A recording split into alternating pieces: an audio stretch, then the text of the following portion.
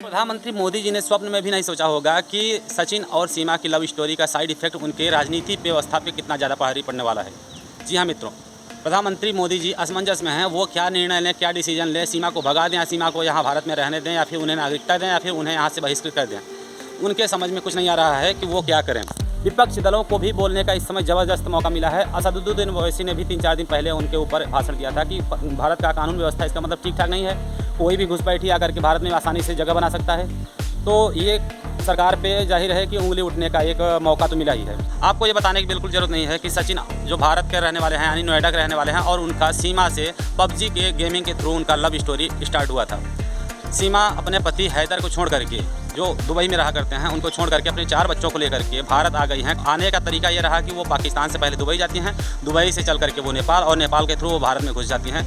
जाहिर है कि इसे घुसपैठिया ही कहा जा सकता है क्योंकि घुसपैठी जैसा ही आना हुआ भारत में एक अनलीगल तरीके से जो वैध नहीं माना जाता है। हर कोई इस पे निशाना साध रहा है तो सरकार पे ही निशाना साधेगा। जाहिर है कि सरकार की व्यवस्था ठीक ठाक नहीं है, यानी कोई भी पाकिस्तान से भारत में बड़ी आसानी से आ सकता है। इसका मतलब तो विपक्षी दलों को मौका मिला है इस समय ज़बरदस्त बोलने के लिए। प्रधानमंत्री मोदी जी की बात करें तो मोदी जी डिसीजन नहीं ले पा रहे हैं कि उसे यहाँ का नागरिकता यानी सीमा को यहाँ का नागरिकता कैसे प्रदान कर दें। जिस तरह से वो आई हुई है वो गलत तरीका है।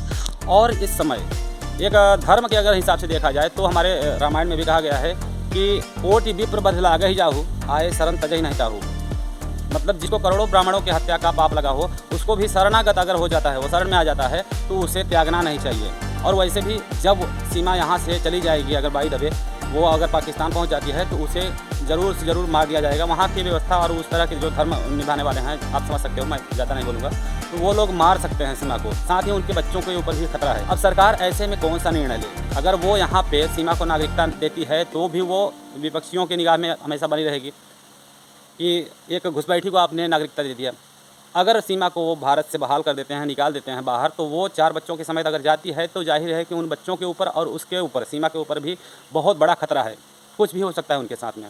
उनके बच्चे भी यहाँ पे आकर के भारत की जयकारा कर रहे हैं। उन बच्चों के साथ में भी बुरा भला हो सकता है अगर पाकिस्तान वो जाते हैं वापस लौट करके। तब ऐसे में मोदी जी धर्म संकट में हैं, ऐसे में सरकार धर्म संकट में है। कोई डिसाइड नहीं कर पा रहा है, कोई डिसीजन नहीं ले पा रहे हैं कि आखिर इनको क्या किया जाए इनके साथ में। ये शरणागत कहें या फिर इन्हें घुसपैठ कहें। मित्रों, इस समय फेमस हो रहे बाबा बागेश्वर धीरेन्द्र शास्त्री जी महाराज इस पे क्या कहते हैं थोड़ा सा आप सुन लीजिए। हम सब एक हैं, हम सब मानव की पीड़ा कब समझोगे, सनातन की पीड़ा कब समझोगे। अपने अपने मंदिरों को बढ़ाने में लगे हमारी सुन कहाँ। मित्रों, सरकार वाकई में डिसीजन नहीं ले पा रही है कि आखिर करे तो करे क्या करे। एक और सरकार विपक्ष पार्टियों की निगाह में धंसी हुई है, दूसरी ओर सरकार मानवता और धर्म में फंसा हुआ है। असमंजस में है सरकार इस समय निर्णय नहीं ले पा रही है। आप सभी को क्या लगता है? आप सभी भी अपनी राय जरूर कमेंट बताना कि उनके साथ में क्या होना चाहिए। मिलते हैं अगले वीडियो में। जय श्री।